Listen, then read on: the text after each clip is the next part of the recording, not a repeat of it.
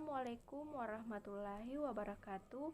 Perkenalkan, nama saya Ita Purnamasari dari jurusan Teknologi Laboratorium Medik, mahasiswi Poltekkes Kemenkes Kendari. Di sini saya akan memaparkan materi mengenai fiksasi, pematangan jaringan, serta potong kasar atau grossing. Materi pertama yaitu fiksasi. Fiksasi merupakan suatu hal yang menjadi salah satu faktor keberhasilan dalam suatu pembuatan sediaan. Ketika terjadi kesalahan dalam proses fiksasi, maka proses selanjutnya menjadi sia-sia karena akan menghasilkan sediaan yang tidak baik. Lebih gawatnya lagi, sel atau jaringan yang akan diamati menjadi rusak keseluruhannya dan tidak dapat diambil kembali. Dikarenakan fiksasi merupakan hal yang sangat penting dalam pembuatan sediaan. Fiksasi dapat dianggap sebagai serangkaian kejadian kimiawi yang kompleks, meskipun sekarang kita dapat mendefinisikan beberapa mekanisme fiksasi ini. Pemahaman kita tentang banyak hal yang terjadi selama fiksasi masih banyak yang harus dicari. Pada sel atau jaringan yang akan difiksasi tersusun atas sel dan komponen ekstraseluler. Sel dan komponen ekstraseluler terdiri dari elemen peptida dan protein, lipid dan fosfolipid atau membran, karbohidrat dan kompleks karbohidrat, berbagai jenis RNA dan DNA dan sebagainya.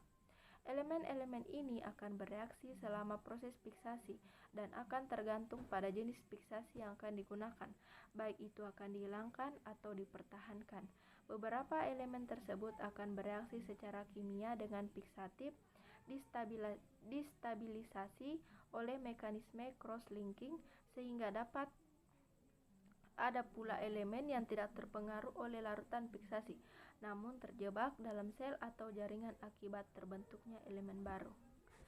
Tujuan umum dari fiksasi.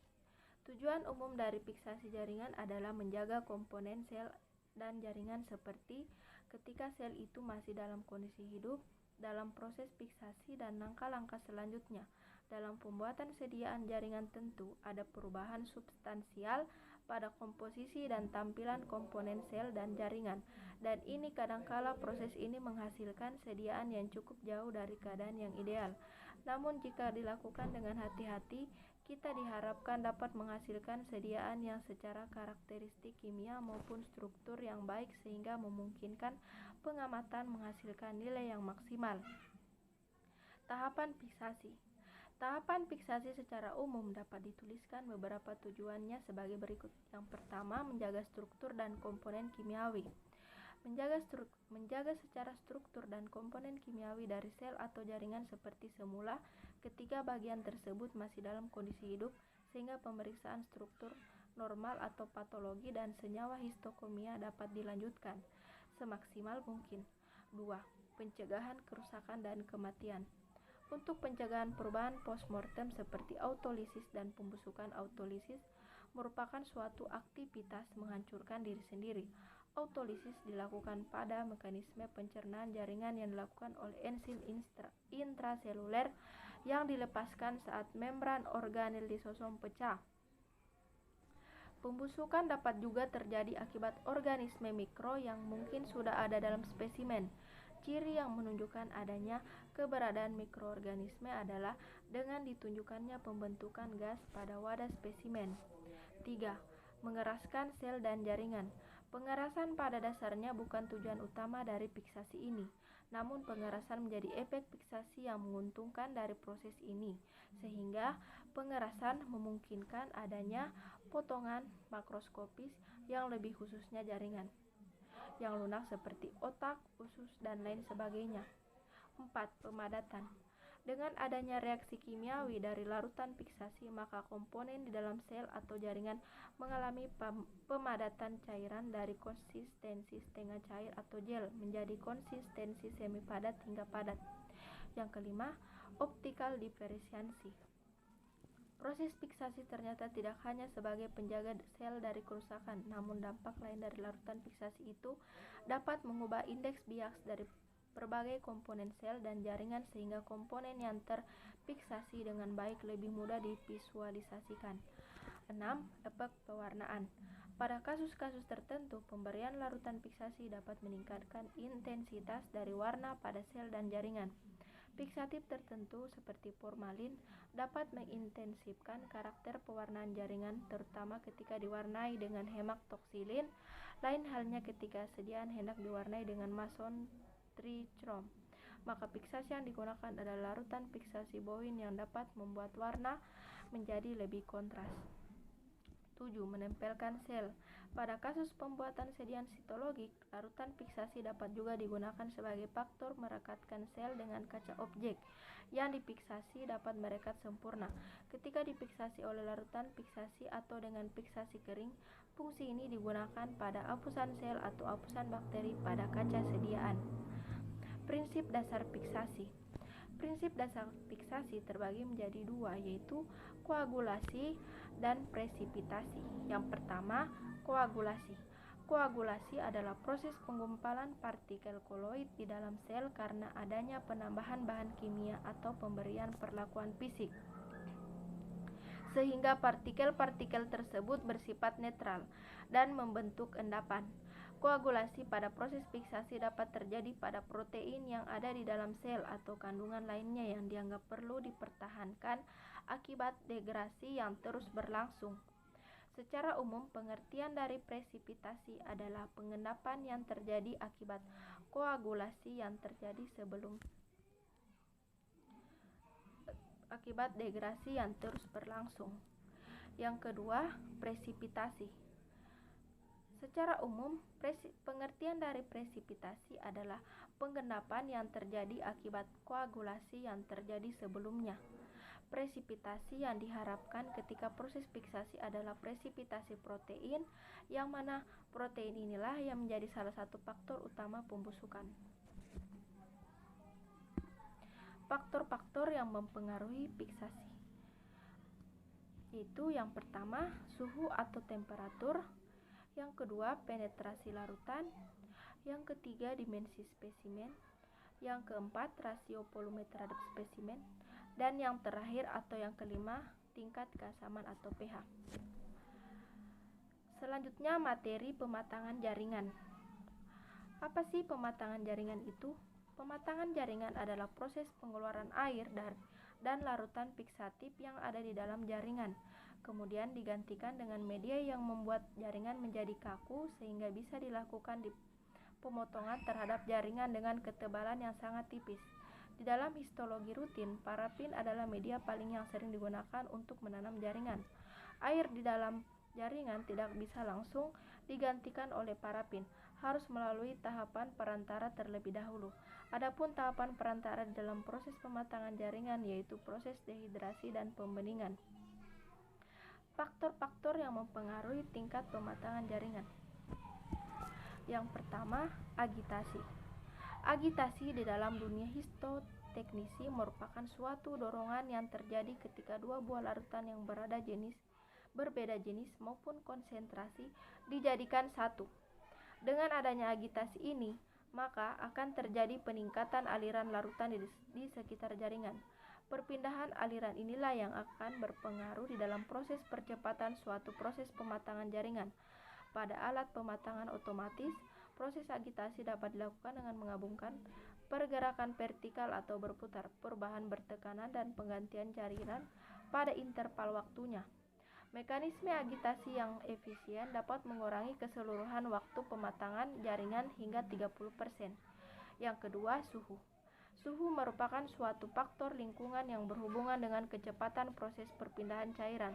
Suhu berpengaruh di dalam pelebaran celah membran sel yang berdampak terhadap meningkatkan laju penetrasi dan pertukaran cairan. Suhu yang digunakan harus diatur demikian rupa untuk mengurangi kemungkinan jaringan menyusut, terjadi pengerasan atau kerapuhan pada spesimen jaringan. Suhu yang dapat digunakan dibatasi sampai 45 derajat Celcius. Hal itu dikarenakan suhu yang lebih tinggi dapat merusak komponen imunohistokomia dan tentunya akan menghasilkan nilai negatif palsu pada pemeriksaan imunohistokomia. Yang ketiga, viskositas. Viskositas adalah sifat ketahanan terhadap aliran dari suatu fluida semakin kecil, molekul dalam larutan, semakin cepat laju penetrasi cairan atau viskositas rendah. Sebaliknya, jika ukuran molekul lebih besar, laju pertukaran lebih lambat atau viskositas tinggi.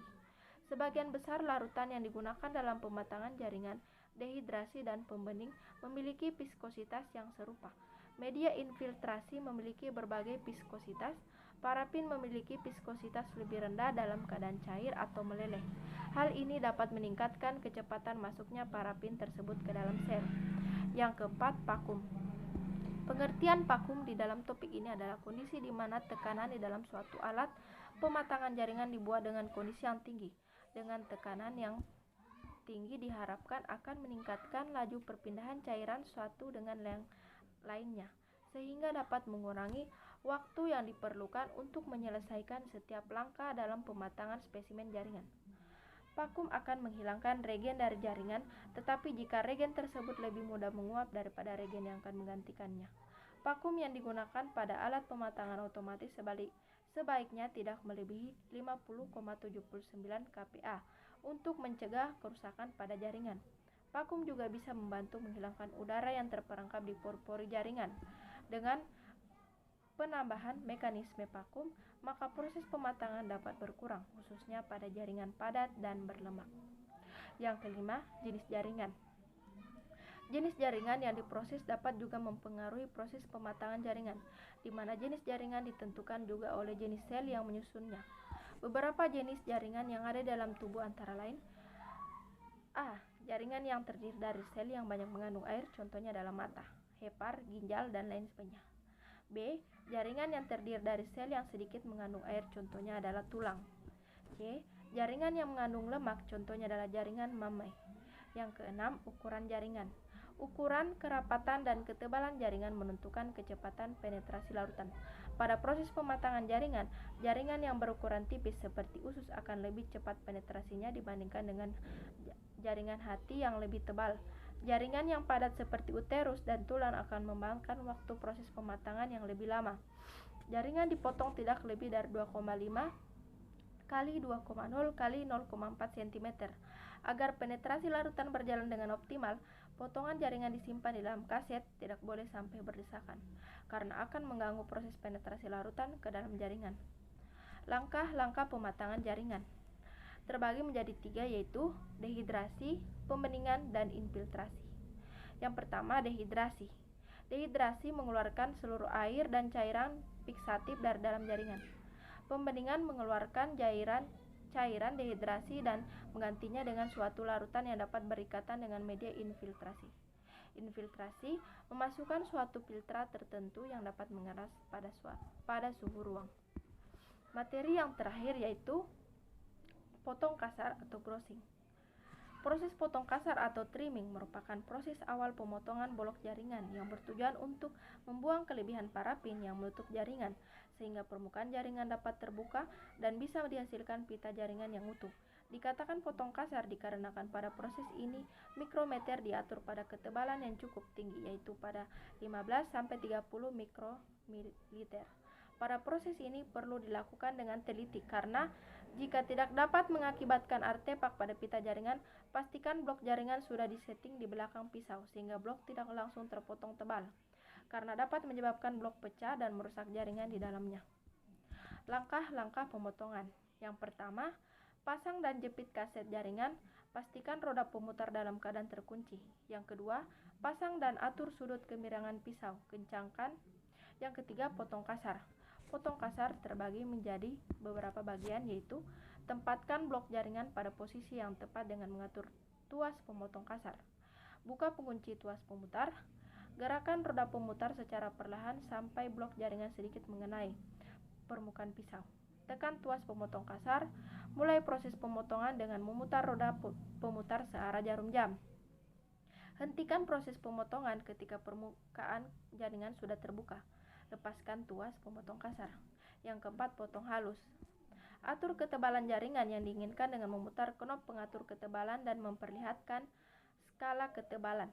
Gunakan sisi pisau yang berbeda untuk proses potong kasar dan potong halus. Dengan menggeser posisi pisau, pastikan pisau sudah terpasang dengan kuat.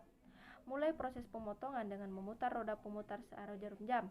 Ambil pita jaringan yang terbentuk dengan pinset sesuai kebutuhan dan pindahan ke atas waterbat untuk selanjutnya ditempelkan pada kaca objek. Posisikan kembali blok jaringan ke belakang pisau, kunci tuas pemutar. Dan yang terakhir, lepaskan blok jaringan dari penjepit tang anti dengan blok lain yang akan dipotong.